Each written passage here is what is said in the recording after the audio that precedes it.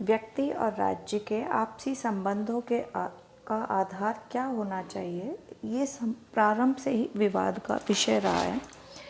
अगर नागरिकों को अपने अधिकार क्षेत्र में पूरी तरह से स्वतंत्रता प्रदान कर दी जाएगी तो स्वाभाविक बात है कि वो स्वतंत्रता अराजकता में परिवर्तित हो जाएगी।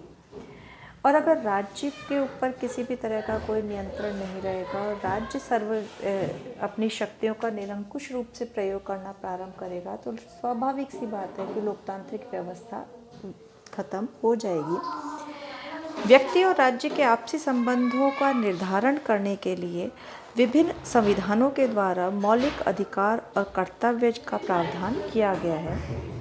मौलिक अधिकार क्या होते हैं या मानवीय अधिकार क्या होते हैं, इस अवधारणा का पहली बार प्रयोग जो है फ्रांस की राज्य क्रांति ने पहली बार 3 शब्दों का प्रयोग किया था: स्वतंत्रता, समानता और भ्रातृत्व।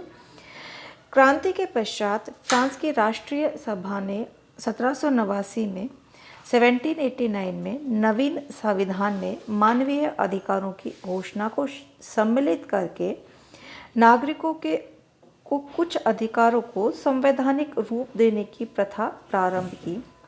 इसके पश्चात अमेरिका में संविधान के प्रथम 10 संशोधनों के माध्यम से 1791 में नागरिकों को अधिकार प्रदान किए गए। ये संशोधन ही सामूहिक रूप से अधिकार पत्र कहलाते हैं। वहीं से धीरे धीरे करके अन्य यूरोपीय देशों में भी मौलिक अधिकारों का चलन प्रारंभ हुआ और प्रथम विश्व युद्ध के पश्चात अनेक नवीन राज्यों के संविधानों में मूल अधिकारों का समावेश किया गया। इस संबंध में आयरलैंड का और जर्मनी का जो संविधान था वो विशेष रूप से उल्लेखनीय है। द्वितीय विश्व युद्ध के पश्चात अंतर्राष्ट्रीय शांति व्यवस्था स्थापित करने के लिए जिस अंतर्राष्ट्रीय संगठन यानी संयुक्त राष्ट्र संघ की स्थापना की गई थी, उसके द्वारा भी 10 दिसंबर 1948 को मानवीय अधिकारों की सार्वलौकिक घोषणा की गई। इसके मूल में यही था कि विश्व में प्रत्येक व्यक्ति के जीवन को स्वतंत्र और सुरक्षित बनाए रखने के लिए उन्हें उच्च अधिकार प्रदान किए जाने आवश्यक हैं।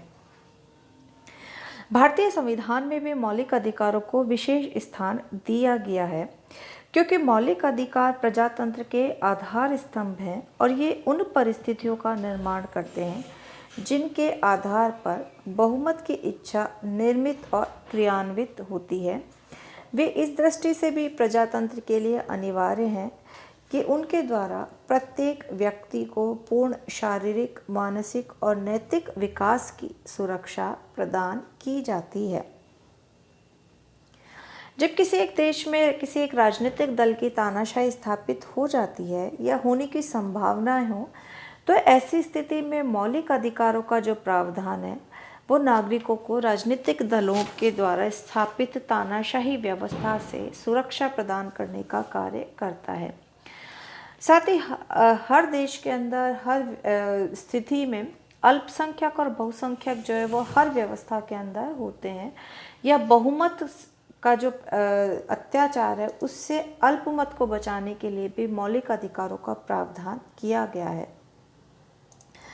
भारतीय संविधान सभा के सदस्यों ने ब्रिटिश शासन के अत्याचार को प्रत्यक्ष रूप से देखा था और इसी कारण से यह आवश्यक था कि डॉक्टर अंबेडकर ने भारतीय संविधान सभा में कहा कि भारत में इन अधिकारों को विधानमंडलों या सरकार की इच्छा पर छोड़ देना उचित नहीं था क्योंकि भारत में लोकतंत्र पूर्ण रूप से अब तक पनप नहीं पाया है, इसलिए इन अधिकारों को संविधान में रख दिया गया।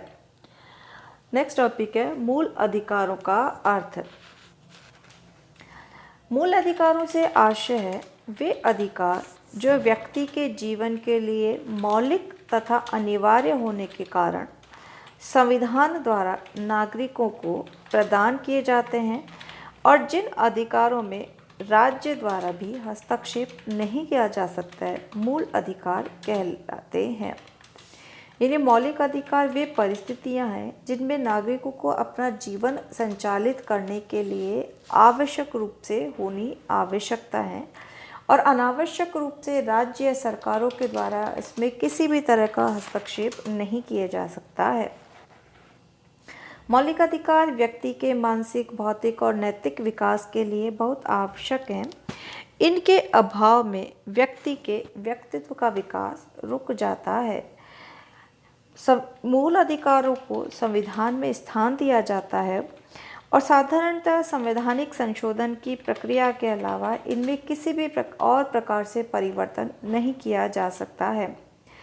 मूल अधिकार अनुल्लंघनीय है, अर्थात व्यवस्थापिका, कार्यपालिका या बहुमत दल द्वारा इनका अतिक्रमण नहीं किया जा सकता और ये न्याय योग्य होते हैं, अर्थात न्यायपालिका इन अधिकारों की रक्षा के लिए किसी भी प्रकार के कदम उठा सकती है।